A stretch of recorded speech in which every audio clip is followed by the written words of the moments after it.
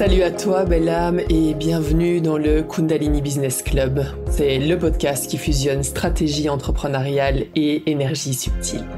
Ici, on va parler business, de chakras, d'éveil et de tout ce qui touche à l'invisible. Mon nom est Émilie, je suis coach et activatrice business et énergétique. Je suis aussi fondatrice du studio Kundalini Radiance. Ensemble, on va explorer comment créer une véritable expansion dans ta vie, dans ton business et dans chaque cellule de ton corps, avec audace et parfois à contre-courant. Alors installe-toi confortablement et c'est parti.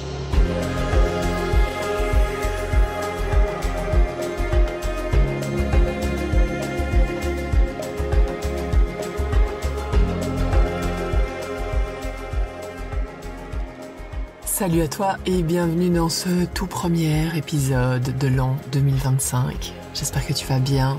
Avant de plonger dans la thématique de l'épisode, je veux juste te mettre en contexte parce que j'aime faire ça, parce que ma marque de fabrique, c'est de montrer qu'on peut avoir du succès dans son entreprise en étant imparfaite, en improvisant, en étant un petit peu chaotique aussi. Donc c'est important, je pense que je te partage ce genre de choses et je sais que la plupart de mes clientes aiment ce genre d'histoire. Donc il y a exactement 30 minutes, j'étais dans mon bain.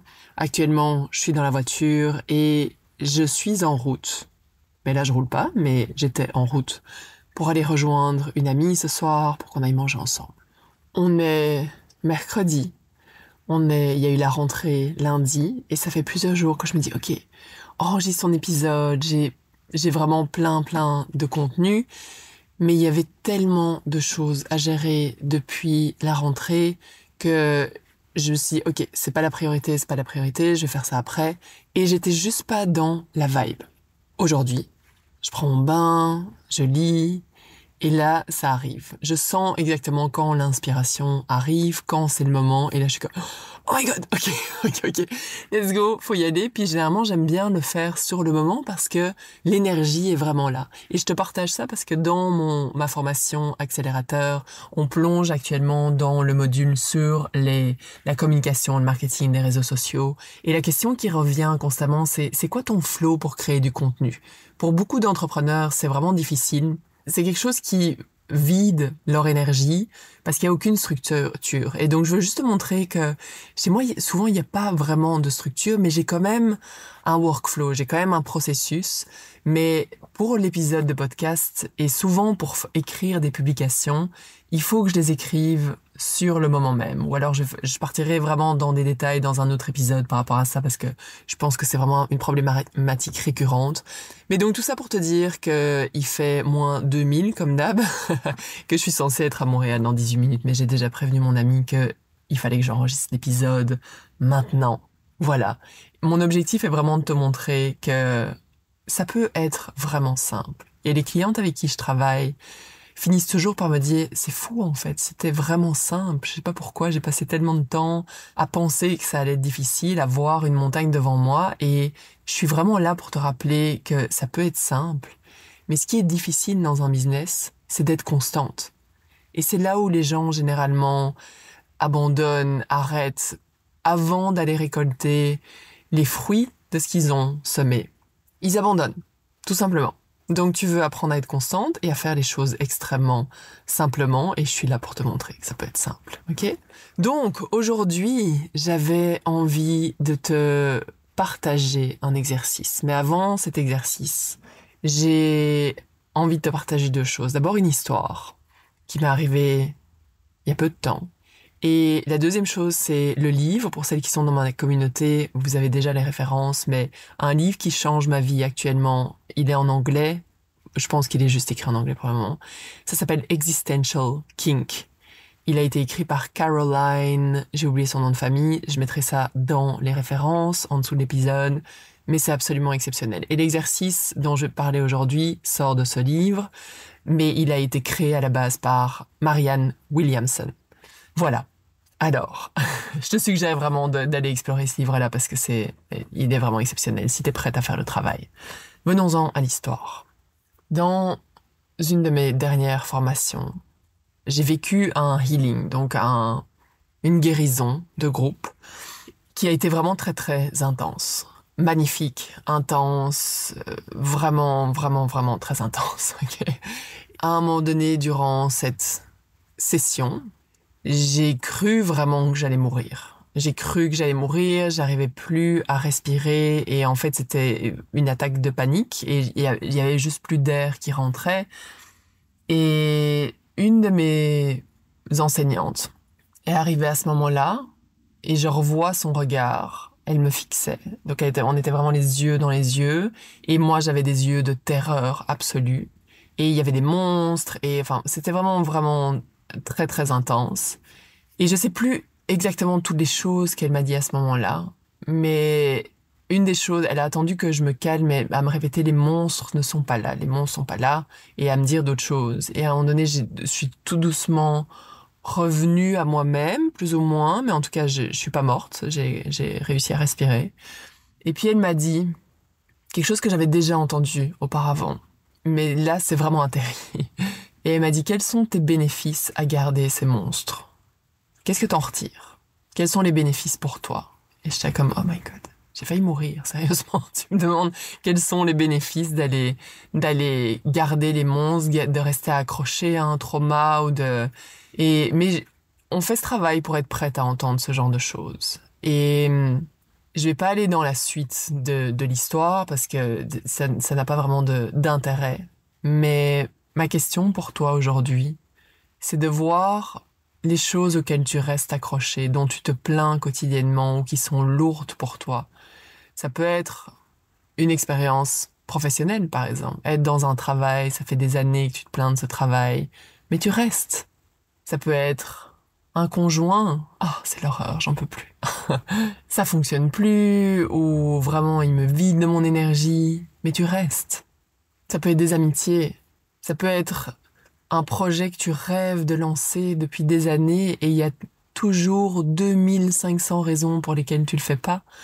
C'est quoi les bénéfices que tu retires à ne pas lancer ce projet?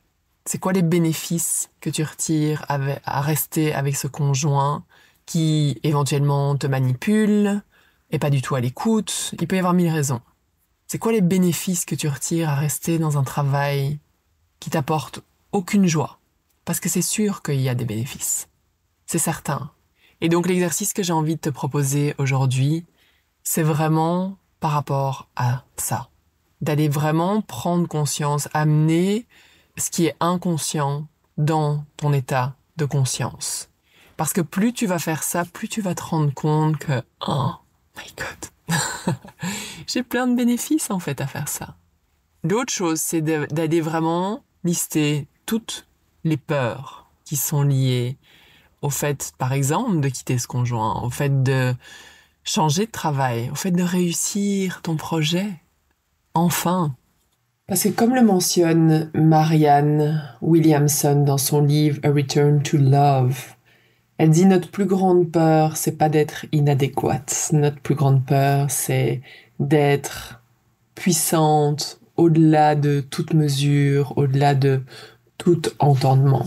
Et c'est ça qui nous effraie. Et donc, ce que l'exercice que je vais te partager ici te permet vraiment de faire, c'est vraiment voir à quel point ta volonté est divisée. À la fois, tu désires intensément réussir ton projet, faire un énorme lancement, avoir toute cette visibilité en ligne, être comme toutes ces personnes que tu vois sur les réseaux, et en même temps, tu fais pas ce qu'il faut au quotidien pour y arriver. T'es non-stop freiné par les mêmes choses, constamment, parce qu'il y a vraiment ces peurs qui sont inconscientes. Et à partir du moment où tu commences vraiment à faire cet exercice, à mettre ça sur papier, à amener ça dans ta conscience, t'es enfin en mesure d'aller changer les choses. T'es enfin en mesure d'aller guérir. Et tu vas voir que si tu suis vraiment le processus, c'est un exercice qui va devenir ennuyant avec le temps. Et c'est toute l'idée de cet exercice. C'est que tu vas écrire les mêmes peurs constamment, jour après jour, et ça va te ramener au point que j'ai vécu à l'époque où j'ai été tannée de mes propres histoires. Je me suis fatiguée moi-même. J'en ai eu marre de mon propre bullshit, excuse-moi l'expression, mais ça a vraiment été ça. J'en ai eu, mais ras-le-bol de toujours être bloqué par les mêmes choses, de toujours avoir peur de la même chose, de toujours créer cette même réalité et voir d'autres gens qui vivaient la vie que j'avais envie de vivre.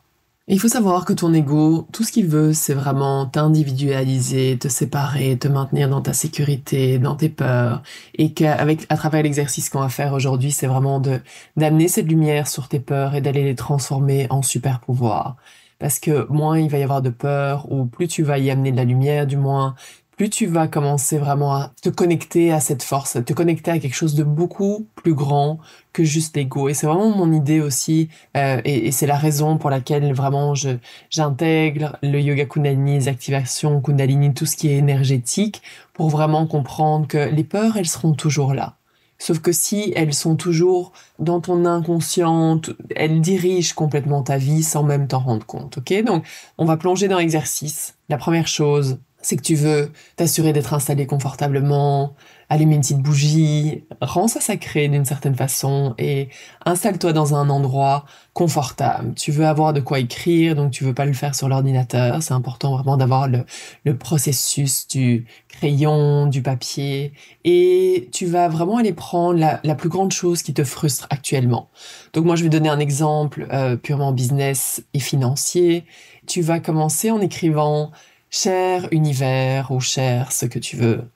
Je refuse de gagner 10 000 $ par mois.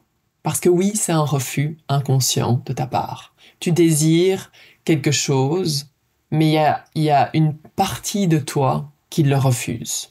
Et donc, à partir du moment où tu le mets sur le papier, t'amènes déjà ça en conscience. Et juste ça, c'est déjà comme, vraiment, c'est de ma faute?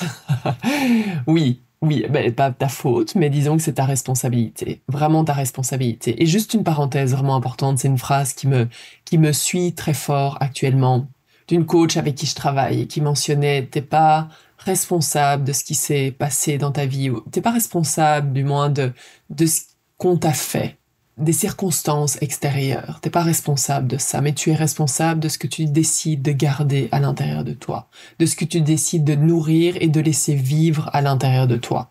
Et donc ici, tu peux passer le restant de ta vie à tourner les mêmes histoires en boucle, ou tu peux décider de changer les choses, et ce genre d'exercice t'aide vraiment dans ce processus-là, ok? Donc ça, c'était juste une petite parenthèse. Donc, tu commences ta lettre en écrivant « Je refuse de gagner 10 000 $ par mois ». Et là, tu vas commencer à faire la liste de toutes les peurs. Et aucune censure. Les premières choses qui te viennent vont être parfaites. Peut-être qu'au début, tu vas avoir du mal et tu vas vraiment développer, parce que il y a vraiment des peurs très, très, très profondes et inconscientes. Et essaye de vraiment aller jusqu'à 15-20 peurs minimum. Donc, une des peurs pourrait être, mais j'ai peur de recevoir une telle somme d'argent parce que gagner autant d'argent, c'est mal. J'ai peur parce que d'autres personnes n'ont rien et que ce serait obscène de gagner autant d'argent. J'ai peur que mes relations se transforment. Et tu veux toujours le tourner vers toi, d'accord? Donc, par exemple, tu veux pas mentionner j'ai peur que les gens m'envient ou aient du ressentiment envers moi. Tu veux le tourner de la façon suivante, c'est j'ai une peur profonde de ne pas avoir la volonté ou la force de ressentir l'envie des autres. C'est toi qui n'as pas la force, parce que c'est ok que les gens t'envient, c'est ok que les gens ça fait partie de la vie, on ne peut pas plaire à tout le monde, mais c'est toi qui n'es pas d'accord de ressentir ça, et tu as cette peur, d'accord? Donc toujours le tourner vers toi. J'ai peur de le dépenser sur des choses complètement absurdes, de dépenser l'argent de façon complètement inconsciente. J'ai peur que ça m'amène dans un certain standard que je ne suis pas prête à tenir sur le long terme. J'ai peur de ne pas être constante. J'ai peur des responsabilités qui viennent avec ça. J'ai peur que ma famille... j'ai peur de ne pas avoir la volonté de ressentir le changement qu'il peut y avoir au sein de ma famille avec une telle somme d'argent. J'ai peur de changer mon histoire. J'ai peur de changer, tout simplement. J'ai peur de la croissance que ça va me demander. J'ai peur des regards qui vont être tournés vers moi. j'ai peur de faire des erreurs, j'ai peur de me faire humilier, et ainsi de suite. Tu vois l'idée. Ok, donc tu vas faire cet exercice-là tous les jours. Et c'est là où ça va devenir ennuyant parce que tu vas certainement commencer à répéter les mêmes peurs et les mêmes peurs et les mêmes peurs. Et au bout de quelques jours, tu vas pouvoir reprendre les peurs qui reviennent constamment et commencer à les transformer en mantras super puissants. Et donc ça pourrait ressembler par exemple à j'ai peur de commencer à dépenser cet argent de façon extrêmement puissante et changer vraiment la vie des gens. J'ai peur que ma lumière brille de plus en plus fort et soit de plus en plus puissante et touche de plus en plus de personnes. J'ai peur de vraiment pouvoir transformer la vie de ma famille. J'ai peur de profondément transformer les relations qui m'entourent et enfin vivre cette version de moi dont j'ai toujours rêvé. Et donc, comment est-ce que tu peux commencer à transformer ces peurs de séparation en peur de ta lumière et de vraiment l'impact que tu peux avoir? Mais quand tu fais cet exercice-là, ce qui est important, c'est vraiment de ressentir ce qui se passe dans ton corps. Parce que la vérité, et donc l'idée ici est vraiment d'aller transformer des peurs qui te séparent des autres, qui t'amènent vraiment dans une dualité, en peurs qui reflètent vraiment ta lumière et ta puissance. Parce que c'est ça qui nous fait peur. Et tout au long de cet exercice, donc à chaque fois que tu vas le refaire, connecte-toi vraiment aux sensations dans ton corps. C'est super important parce que en tant qu'entrepreneur, on passe la plupart de notre temps dans notre mental, déconnecté de notre corps. Et s'il y a une chose que j'ai vraiment découvert dernièrement, c'est que la vérité est sensationnelle dans le sens où elle crée des sensations dans notre corps. Donc quand on est dans notre vérité, on sent différentes sensations. Ça peut être très subtil au début, mais plus tu vas le faire, plus tu vas voir que c'est exceptionnel. Et donc, quand tu transformes ces peurs vraiment en connexion, en lumière, en mantra super puissant, observe les sensations que ça crée dans ton corps, éventuellement l'excitation. Et donc, il commence à y avoir de moins en moins de séparation. Tu te rends compte de tout ce qui t'a bloqué jusqu'à présent dans l'atteinte de tes objectifs ou de ta vie rêvée. Et ça te permet de prendre la pleine responsabilité et commencer à sentir « Ah, oui, ça m'excite. » Parce que c'est ça qu'on veut, c'est vraiment être excité par notre projet. Vraiment aller sentir dans notre corps et trop souvent on est complètement déconnecté de ça. Tu veux aller chercher les sensations dans ton corps parce que c'est ça qui va t'amener sur le bon chemin. Et donc ça va faire que tes peurs vont être totalement différentes, elles vont devenir excitantes. Et après avoir écrit chaque jour, juste ferme les yeux, prends quelques grandes respirations et imagine ta vie sans ces peurs. Imagine la lumière, imagine l'expansion, ressens les sensations dans ton corps. Peut-être répète-toi une dernière fois, ma peur la plus profonde, c'est pas d'être inadéquate, c'est pas d'être humiliée ou d'échouer, mais ma peur la plus profonde, c'est que je sois puissante au-delà de toute mesure. Et souris, amène les mains sur ton cœur. Et fais cet exercice tous les jours, engage-toi. Et tu vas voir la transformation. Si tu le fais juste une fois, c'est sûr que ça aura pas d'impact. D'accord? C'est vraiment, dis-toi par exemple, pour 10 jours, je décide de le faire. Pendant 10 jours, tous les jours, je le fais.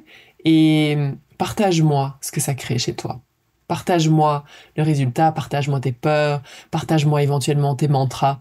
Comment est-ce que tu décides de les reformuler? Parce que souviens-toi, tu es la seule à pouvoir décider ce que tu gardes à l'intérieur de toi. Soit tu gardes toujours les mêmes histoires qui t'amènent toujours au même endroit, soit tu commences à transmuter tout ça. Ok? Donc, j'ai hâte de lire tes retours. J'adore lire vos messages. C'est qu'il y en a plusieurs qui m'écrivent sur Instagram ou sur Facebook ou par mail. Ça me nourrit énormément. Sur mon groupe Facebook privé, j'ai posé la question des thématiques que les gens aimeraient vraiment voir sur ce podcast. Il y a vraiment des très très bonnes idées que je partagerai dans les prochains épisodes, comme par exemple la thématique des limites, qui sera d'ailleurs pas un seul épisode. Il va y en avoir plusieurs parce que il y a tellement d'aspects dans la création de limites de vraiment aller respecter ton énergie. On peut vraiment l'aborder sous tellement d'angles différents et c'est vraiment quelque chose de très très important chez les femmes entrepreneurs parce que souvent ça manque. Souvent ça manque et donc je veux vraiment te partager ce qui moi personnellement m'a énormément aidé par rapport à ça. Donc si t'as aimé cet épisode comme d'habitude, mets 5 étoiles. Tu peux le faire sur Spotify en passant, je pense. Parce qu'il y en a qui me disaient, je peux pas, mais je pense qu'il y a cette option-là. Du moins, il y en a qui l'ont laissé, donc c'est très cool. Partage-le avec ton entourage. Si jamais tu veux aller plus loin avec moi dans le yoga Kundalini, sache que j'offre plein de pratiques sur mon studio Kundalini Club.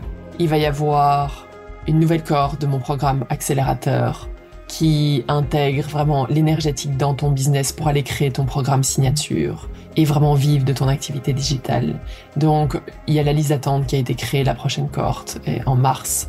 Et donc, tu peux simplement t'inscrire dans la légende de cet épisode et tu vas trouver le lien également vers le Kundalini Club. Je te souhaite une super belle journée. Prends le temps de faire ces exercices qui transforment ta vie. Vraiment. Ce sont tes petits choix quotidiens qui vont faire toute la différence. Satnam.